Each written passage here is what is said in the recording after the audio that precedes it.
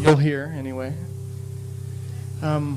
Probably known through his books, which we have in the school store, by the way, and a record that he made a while ago. Hint, hint. Let me see. He's probably influenced a lot of guitar players that teach you here at this school. I won't talk a lot. I'll let him play. He's probably going to play a little bit and do a bit of a clinic kind of thing. If you have questions, you can ask, or if you want him to play more, just tell him. Probably in reverse order. Talk first. Talk first, then play.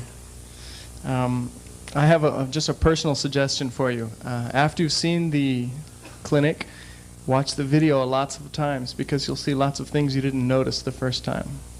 It'll surprise you.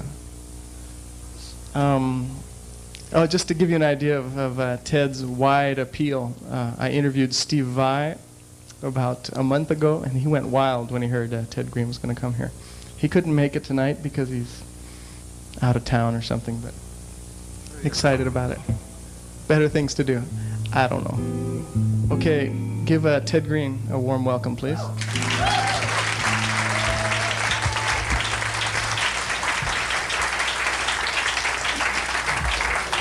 Thank you. Thanks a lot. Let's get used to this microphone. Oh, you got to talk kind of loudly. You got to push your voice into this. Whoa. I guess I'm a little surprised. I thought that a lot of people would have guitars, like out, like we were going to do a workshop or something. I guess this is going to be a little different. But we'll still talk a lot about guitar, and we'll do some playing. Take a couple of breaks so it's not too interminable, whatever the word is.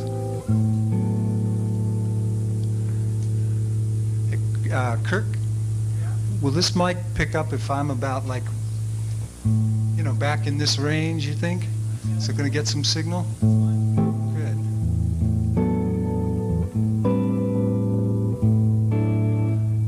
I thought I would talk to you about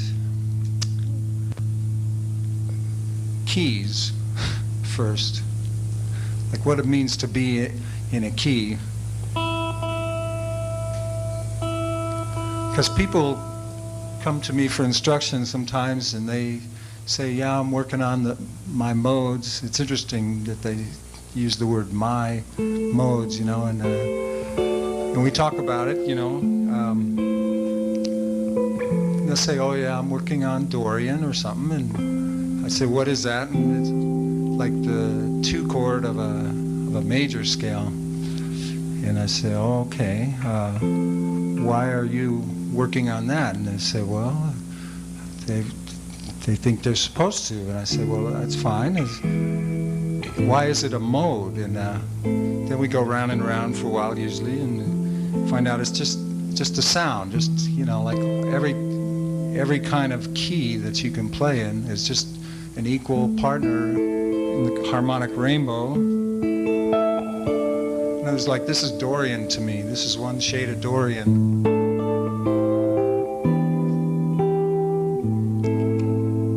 Why is that Dorian? Does anybody want to tell me why that sounds like Dorian? Like if you were in the car and you heard it, how would you know it's Dorian? How would we know we're in a Dorian key instead of a Fractolian key or something, How about we'd hear the bright sound of the chord other than the tonic chord? Like, we got a tonic chord here, a minor chord, right? A minor. But instead of being dark, the next chord, like that's kind of a beautiful dark chord. This is a little less dark. The reason is that it's using the note that makes Dorian sound a little different than a few other scales, like this note. Yeah, that's right. The raised 6 or the major 6 or the large 6 instead of so it's a D major chord instead of a D minor. Well, I don't know. I think all this stuff's important. Not to be intellectual about it. that doesn't count for beans with me because I just want to play guitar. But when you end up teaching for a living, as I do, then you have to try to explain things, and it's good to know why things sound differently. So that's probably why a lot of you are here too, is to understand music better, at least part of the reason you're here. I don't mean tonight in this clinic, but I mean at the school. So if we do this,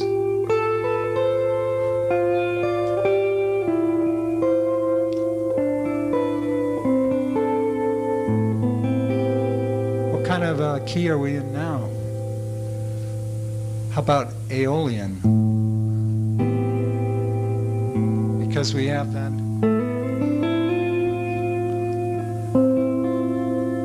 Instead of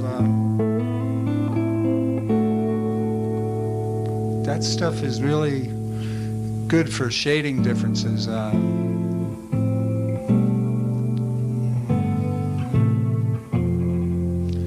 So when you're in A minor, we're just using A minor as a reference key. Anytime you hear the F major 7, it doesn't sound depressing because it's a kind of a brighter chord, of course, major chord. But this note, if you put it in a D minor chord, now, I don't get depressed over music anyway. I hope you people don't. I don't care how sad the notes are. I'm not depressed. I might be wanting to leave certain buildings at certain times, but it won't be because of depression, usually. This doesn't sound depressing to me. I understand that, like in films, they'll use the sounds like these for sad moments. But it doesn't make me feel sad. It just makes me feel strong feelings. I don't know what they are. I shouldn't make light of it, but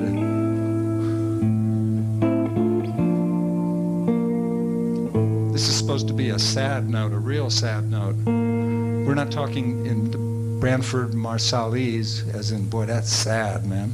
I don't mean it that way. Just, now, as minor is supposed to be sad too, this is starting to sound sad compared to what I was playing before. We got that same F note in the key of A minor, but now it's part of D minor 6. D minor 6/9, chord of mystery. To me, maybe I've seen too many videos, TV. It doesn't make me feel sad, you know. Major's happy and minor's sad. I don't know. It doesn't feel like it. There's that F sharp. He's sneaking back in. How come? Why? Because it's fun to play him. But you're leaving the key. No, we're just leaving the diatonic framework. We all know that we're in the key of A minor if we hear lines.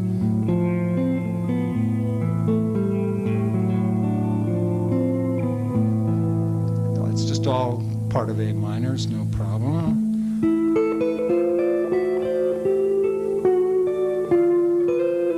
There's just all different notes in the key center. So it's not diatonic anymore in the strict sense of one scale generating the harmony, but that doesn't really matter, you know? I mean, just another option. It matters. I shouldn't put it that way. I'd say it's just fine. How's that? I mean, both things are good. And, if we're in A minor and we hear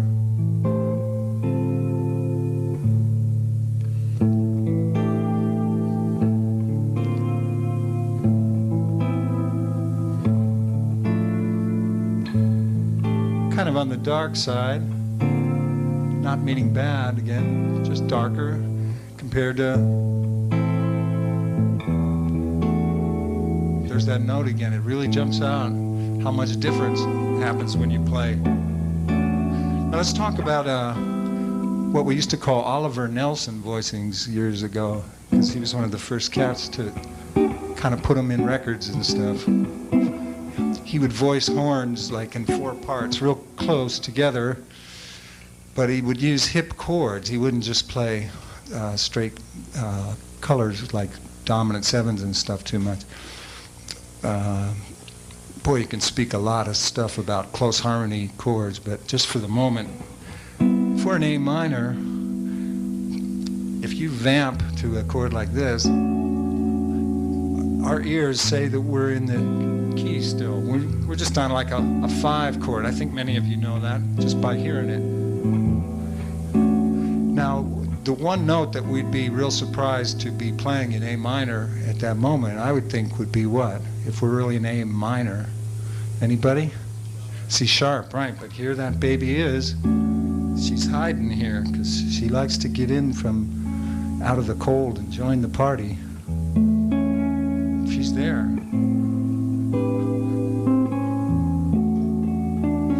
So what I'm speaking about here is buried dissonance or buried surprise notes. I mean, don't think any notes are bad or out of the key. Maybe you don't anyway. Since I don't know all of you, but since I've been doing this teaching gig since '64, you meet a lot of people and you see that a lot of people are full of knowledge, rules they've learned and precepts, concepts, and it's usually all good stuff. It's just it can inhibit you sometimes from seeing the picture that everything's in the key, everything's in every key. Does that mean A minor? I don't know. We don't hear a center. Key means the center. If you do this is a lot of fun. I like doing this. But obviously we're not in the key of A minor anymore. I don't think we're in B flat minor either. It's no key, obviously, but that doesn't mean it's bad. It's just an effect.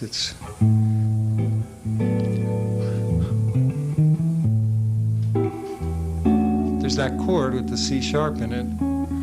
Now, if we put that baby on top of it, if we go, for some ears, that's not going to sound as congruent in A minor if you're expecting here.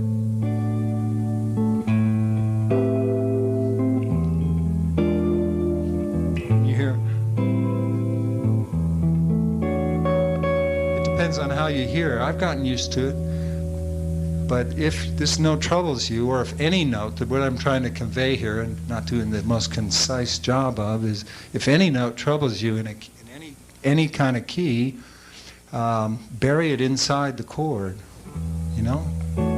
Like take this thing, put it somewhere where it's not in the soprano, because we tend to hear soprano the most.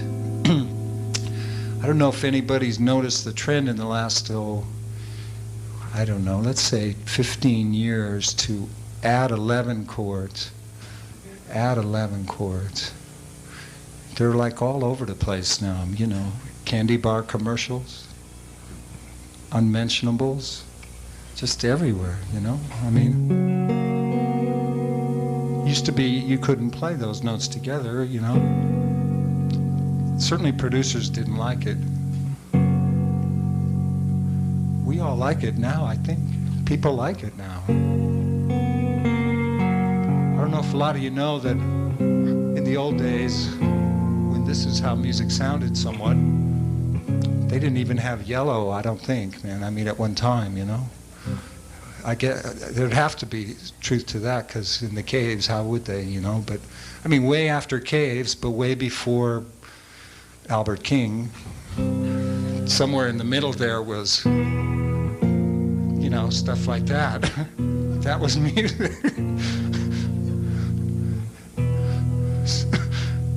And, you know, they fought over the rest of the notes. They did. No, they really did. Try not to spit on the mic, man. They really didn't know what else to add without having full-scale conflagrations break out, you know? I mean, people wearing silk were upset with people who weren't for playing things like, you know, it was called a licentious note. The third, people were actually killed. And if they'd had firearms, they would have been shot over it. It really was one of those bad times in history where we proved that we have a lot of growing to do, you know? People, that is. So if we could fight over the inclusion of a note like this, I mean mankind as a whole, then it's no shock that we're still going to have trouble with some other notes. Like right now, we're not all including these notes as our normal thing, I would say. Just to use one example, it's just the Texas Tornadoes, Guns N' Roses. No, it's just not happening yet. And it's probably never gonna, because that's the only interval not in the overtone series, as a man named Spud Murphy wisely noted once. And it's the octave plus a half step. That's the most troublesome interval to work with harmony-wise. Obviously, I'm free associating up here. I don't know how else to live, so you'll hopefully put up with it for a while longer. I promise to play a few notes together too. But anyway, yeah, this interval's a problem, and you maybe have noticed it. If you just play that too much, you know, you can clear out a building real fast. Or get the club owner to pay you, actually, you know.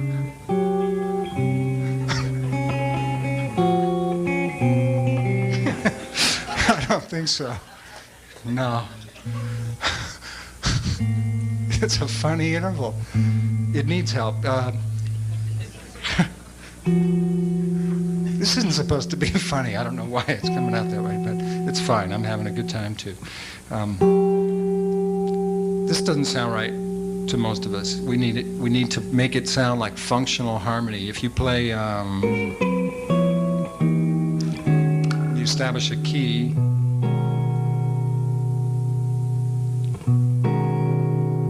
Okay, so we're in, say, B.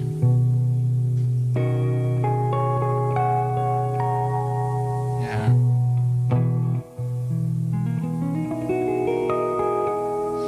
So that's old style harmony. Old style mean like a few decades, 50s, 60s voicings. So people don't even play that kind of stuff too much, or as much, shall we say, as lingering chords you just want to linger on. Yet it's not offensive anymore. It's not like strange, and because it's got other notes to soften it. But if you hit any intervals when you're doing your harmonizing songs and things that really sound bad, the likelihood is that there are other notes that can be added to make it better if you're not aware of that. Don't give up on it. What I mean by that too is there's a strategy where you harmonize a song by just say adding a bass line first to the melody. Gosh, what's a melody we could do it with?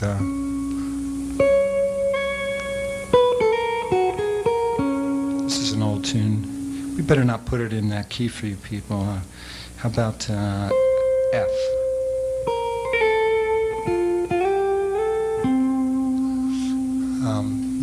You take that and maybe just add a bass that goes.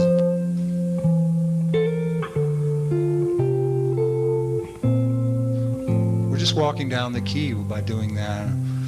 That's no problem to understand, I hope. When I say the key, I mean a diatonic major key, of course, if you don't know there. By the way, on our breaks, if anybody's troubled by things I'm saying and needs to ask me questions, please do. Or if you can't stand it, like during is fine too. You can shoot your hands up and we'll converse. I don't have to just give a speech up here. We can interact, that'd be fine with me. I like it, actually. You may have to scream and get my attention, but that's okay too. So yeah, we can add a bass part, but anyway, if you should hit funny intervals along the way, like there's one. I hope somebody knows somebody's getting married pretty soon if they want to. There's that interval. It doesn't sound too weird because we hear the continuity of a key. So most people aren't going to bolt on that, but if you'd play it slow and listen to it, it's pretty tense. So major 7 with 7 in the bass. That sounds pretty acceptable in a case like that. When you hear all those lines people play. Now the interval's buried inside. It's not in soprano anymore, we're doing that. There was a tune in the 60s based on a Bach thing. It went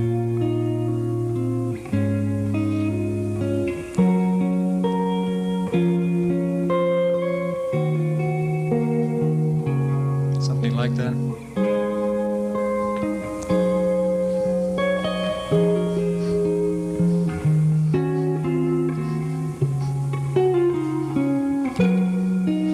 Sorry.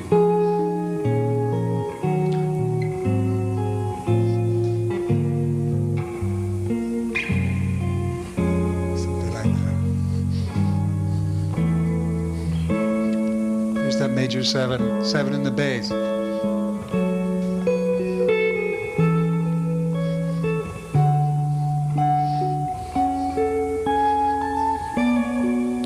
Bass is definitely generating the harmony.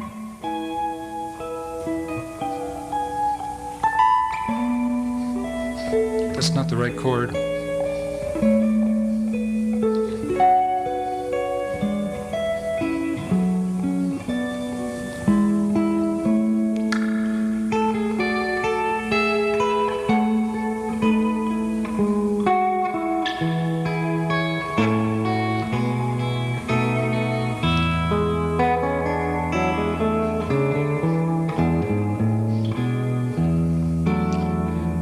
I like this Bach type harmony. It's all in a major scale. I mean, most of it anyway. If you want to get more into that kind of harmony, you play around with 2 voices at first. Maybe on the top 2 strings is a great place to start sometimes. Say we're in the key of A here.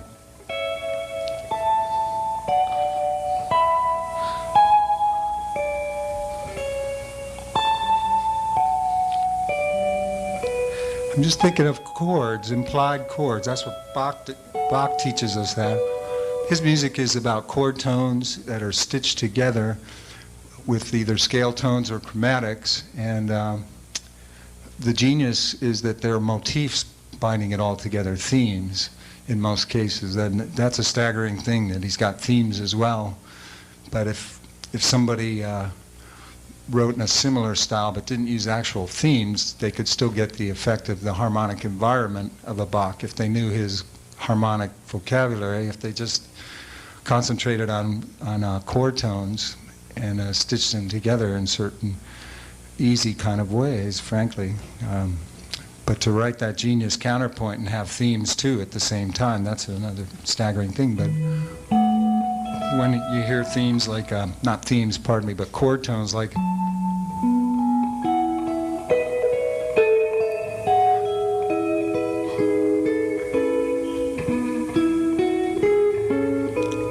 those are all chords.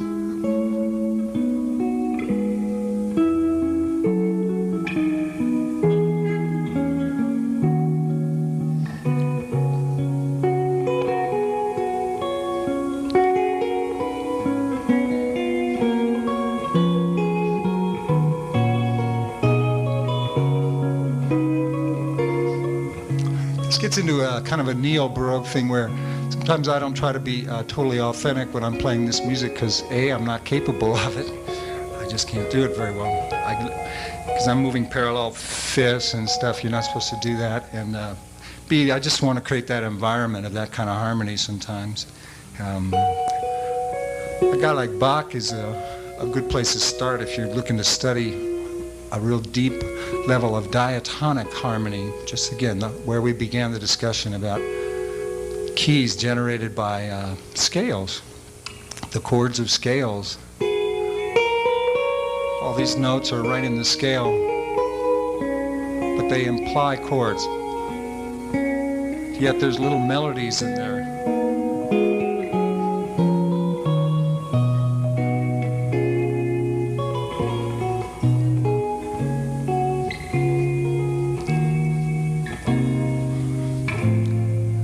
Minor keys, we're back to that.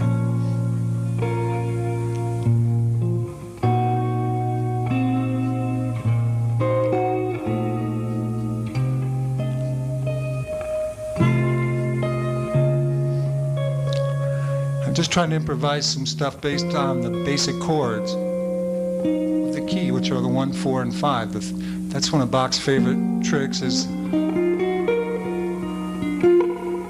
to use the 3 main pillars of the key to generate everything. He'll go into that zone for a while, a lot. I promised myself tonight, before I showed up, that I would talk to you about this harmony of Bach, so we're in it now, but we may have to have a lot of feedback from you folks too, so I know what people don't understand that I'm saying, because I sure don't want to confuse you. Let's take a key that's easy to think in. Let's take, I don't know, let's go to D minor. So if you're going to try to study the harmony of a giant cat like Bach, and by the way, the root movements of Bach, when he's doing other devices like Cycle 4, those are just like those old standard tunes, you know. I should face this way a little bit too. Those things are, you know, like you take a tune like Autumn Leaves.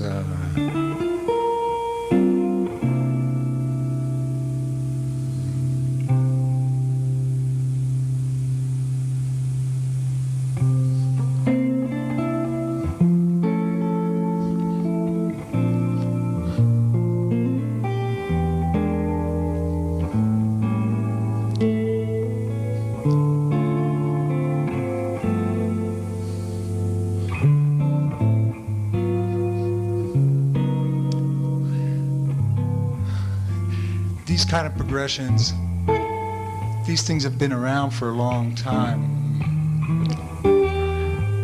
It's still the same stuff. It's like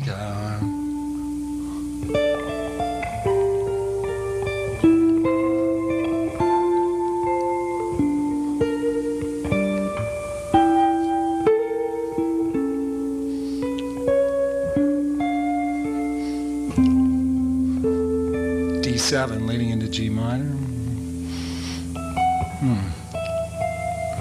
So anyway, if you want to establish the harmony of a key like a giant of the nature of Bach's kind of stature, you got to understand his conceptual thinking, and his favorite way to outline a key is to give you massive doses of the basic chords, but he's got so many voicings and so many ways of just implying the chords by playing 2 notes or 3 notes that you have tons of variety that lasted a lifetime for him.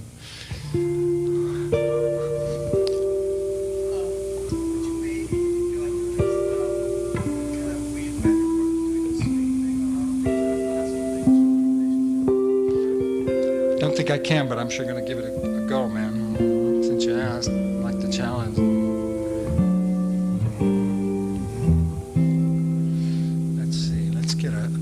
Fresh sounding key here. That's a personal problem of mine. I can't stay in one key for a long time sometimes. It doesn't sound good to me.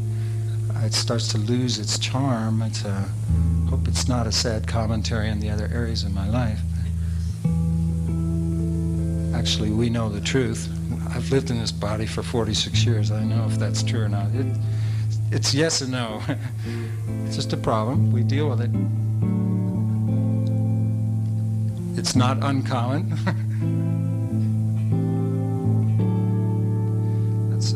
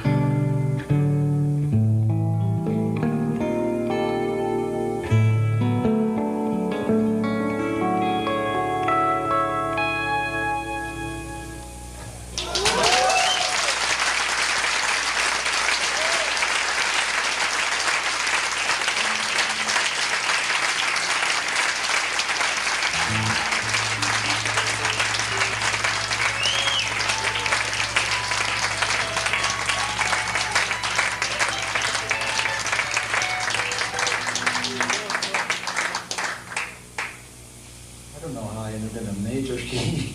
It wasn't supposed to happen. Thank you very much. I was trying to get over to D minor, and I couldn't do it.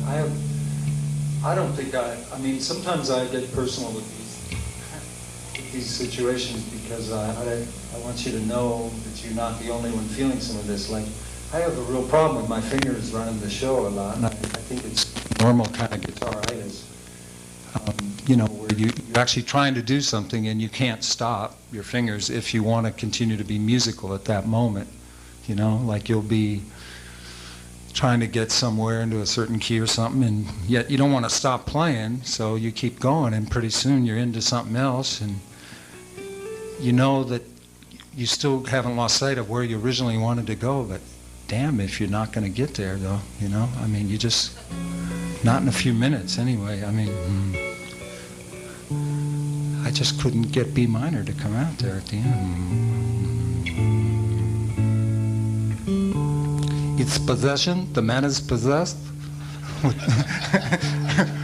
No, I don't think it's that. It's just, it's kinesthetic, you know? You practice and you watch the news, or you're on the phone, and Aeolian, Dorian, Fractolian, you know, and you're just practicing these things, and your fingers get so used to running, they have their own mind. You know how that is, and it's not good, but it saves my butt in a lot of cases. It's better than stopping. That's my problem there. Let's talk about something else, like contrary motion, or yeah, let's talk about that. Actually, let's wait. I wanted to really talk to you about keys. I started it tonight and got off on this other stuff.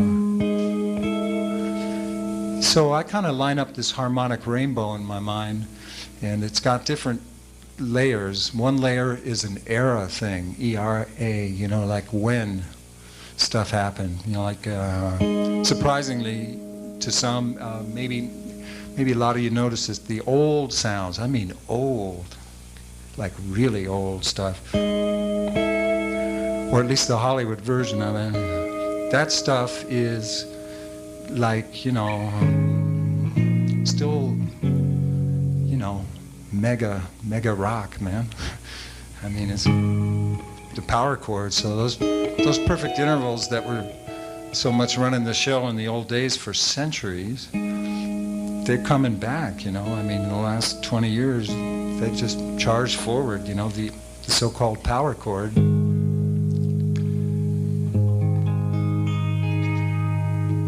A lot of people have trouble with labels.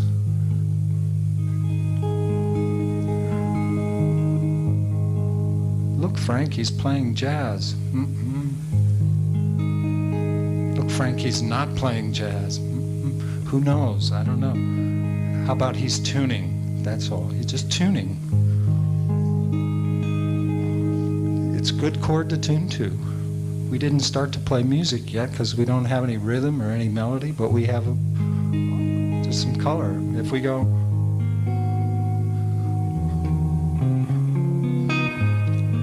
it starts to be music because we got motion and a little bit of, you know, nice stuff going on. Chords like this set a mood so that your ear gets hungry for harmony, hungrier than just, okay, let's play in G minor. Notice how we're not excited by this at all, man. I'm not. There's just no preparation. It's like other areas of life. You got to prepare this stuff if you really want to feel it and not have to take a long time. It's different when there's a drummer and a bass player and you're playing with other folks. I play quite a bit with just singers or by myself or things like that. So you got to work it a different way. If you're with a drummer and bass player, they get, you know, in a few seconds, if they're together, man, you're excited, I hope. So, but, you know, one instrument, 6 strings, it could be, you know, a long evening if you got a gig and you got to entertain other folks and yourself. And are we in a key? Well, so far we assume that we are. We hear something. It's the key. It's the key of Keith Richards. No. It kind of has that vibe, huh? I've heard somewhere it sounds like the beginning of Jumpin' Jack Flash or some tune like that. So tuning chords, yeah, chords that have all perfect intervals are great to tune to. They also just establish a key. They don't establish what kind of key you're in, though, other than that you're not in a key that is going to have a flat 5 instead of a real 5 or something like that. But it's an open book from here. So let's talk about this harmonic rainbow. We've already spoken a little bit about these diatonic major things. I started to talk to you about add 11s, just because it's a contemporary sound. Everybody in the room probably knows what a major 7 chord is, or most everyone. Are they a dead issue? No, no way. But they're not, you know, the cutting edge of what's happening in a lot of people's choice of what they want to hear, that's all. I never get tired of them, but you either love them or you don't. Are we modulating? Depends on your point of view. I'm still hearing this is the key. But now we're in a Mediterranean influenced or Arabic or Hebraic or Spanish flamenco influence. Still the same key. What happened to... He's gone because he didn't sound right now. It's tough to bring back a major 7 once you've established a flat 7. It can be really tough. Easy way that people who play Spanish influenced tonalities do it is, I don't know if they're conscious of it or not, but you play a 7 flat 5 chord up a half step or a 5th higher, either way, and it's got that note in there, either hiding, it's in there, or if it's not hiding, so that note's back. Instead of, I guess we should talk about gypsy scales for just a moment. They're not codified yet in all the books, you know. It's okay, they're growing. Let's say key of A, you've got A. If you want a standard gypsy scale, in case you don't know this, because I promised myself whether I thought you already got this at school or not, I'd have to assume that maybe you didn't get this particular slant on it, so I would try it with you. If you're wondering why I'm spending so much time talking, I just have to feel like I need to do these things. That's all I can tell you. I won't sleep right if I don't talk about some of these things. That scale just has a lowered 2nd and a lowered 6th to begin with, which is why it sounds non-American, non-Anglo-Saxon. Here you go.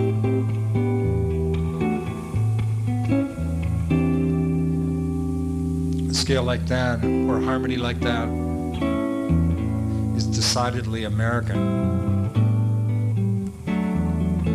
Something's a little louder.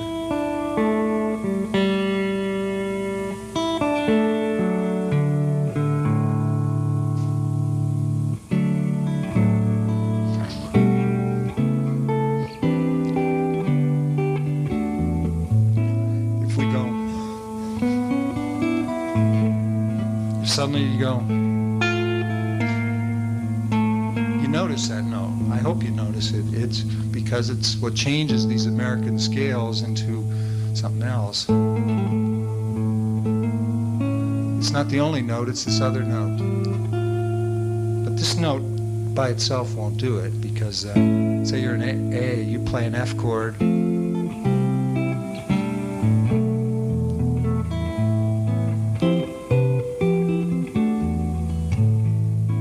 aren't modulations, those are just the expanded diatonic root tones. Fancy words just means the 12-tone tonal key, the American kind of 12-tone key that's music, that's natural to our ear. And the F note's part of the key of A in the large sense. It's just not diatonic to the major scale, that's all. But in a major key, we're definitely going to use F every now and then, or a lot, depending on what kind of harmony you play. If you stick to the old style jazz, probably only use an F chord as a tritone sub, you know, all that stuff. But, you know, if you're influenced by other things, the F sounds like just a normal part of the key, but in a non-diatonic way. So when you play A to F, it doesn't sound like gypsy scales, gypsy tonality, nothing, man. I mean, none of that stuff. But if you play the B flat, you're starting to get there now. With that major third, and this note is a complement to it. Then you either have a dominant 7 or lowered 7, let's call it, or a major 7. So gypsy dominant, gypsy major, or reverse the words, dominant gypsy or dominant major. I say gypsy because I don't know why. I just say it. It just sounds. It sounds to me like that kind of culture had a lot of discussion with these tones. Could call them Arabic scales, like I was saying, Spanish scales, whatever you like. When you play that scale and or those sounds, and well, let's take a left turn for just a second. We're coming right back. I'm not going to go off.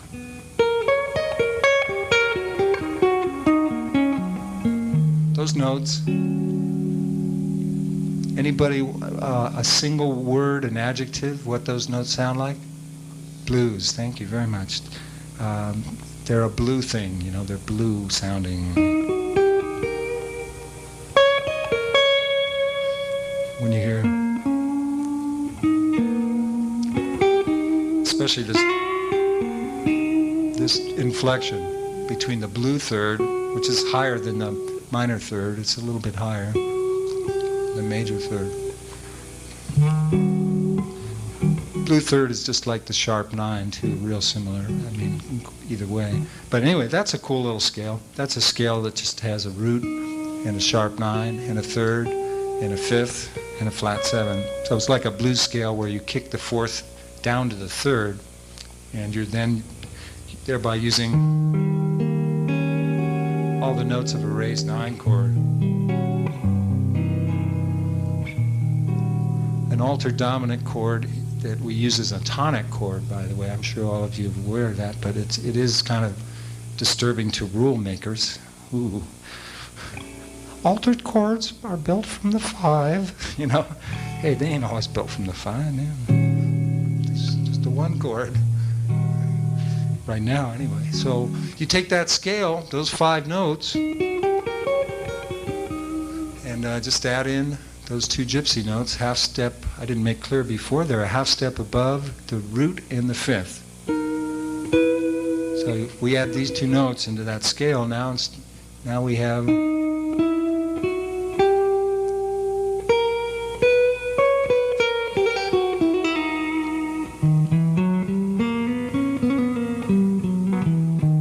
kind of gives you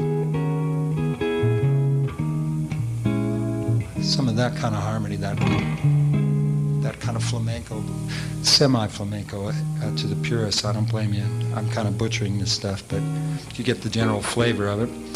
Then there's a 6-note version of that scale. And both of those scales, the 6-note scale just leaves out the fifth. And both of these latter 2 scales, by the way, I call that one the Gypsy Blues scale because it's so blue. But then we have those other 2 notes we're adding. Yes?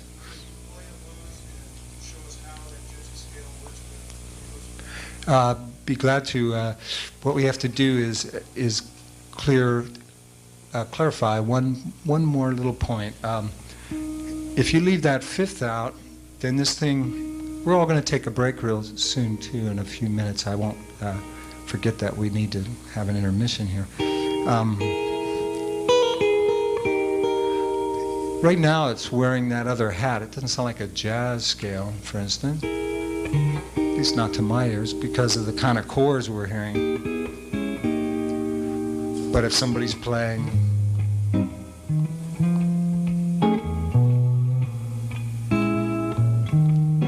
right there, when you hear, it's It's almost like the alto dominant scale, but it doesn't have that flat 5. Now that's the 6-note version of it, where you just leave the 5th out. I hear Wes Montgomery, and that was chromatic. This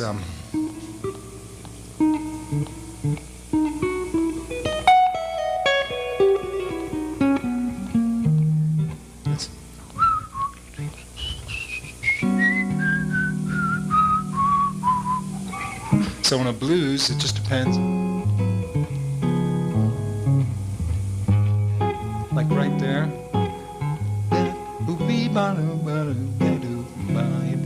You'd sneak it right in on that chord. Anytime you have an alto dominant, you can play that 6-note gypsy jazz alto dominant. These words are terrible. It's that thing, you know. That's I sometimes just say gypsy jazz. I just like to be able to say a couple words to describe a scale.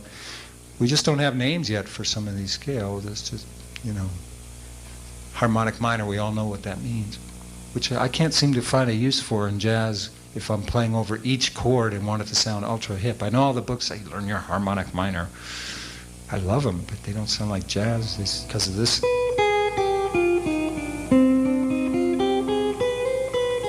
It doesn't sound as hip as, like, you know, Coltrane or Miles or them cats. It just sounds like a guy in Encino playing a harmonic minor. Anyway, we're going to take a little break because I'm perspiring like mad, and this microphone's a little bit intimidating, but we're working with it, trying to work with it, and we'll come back soon and talk about more things and play, and maybe we'll have more questions from you. I love having the questions because I don't know what to talk about up here. There's a lot of stuff that's fascinating to me, but it may not interest you. But if people ask, then at least I'm connecting with one person. So we'll be back soon.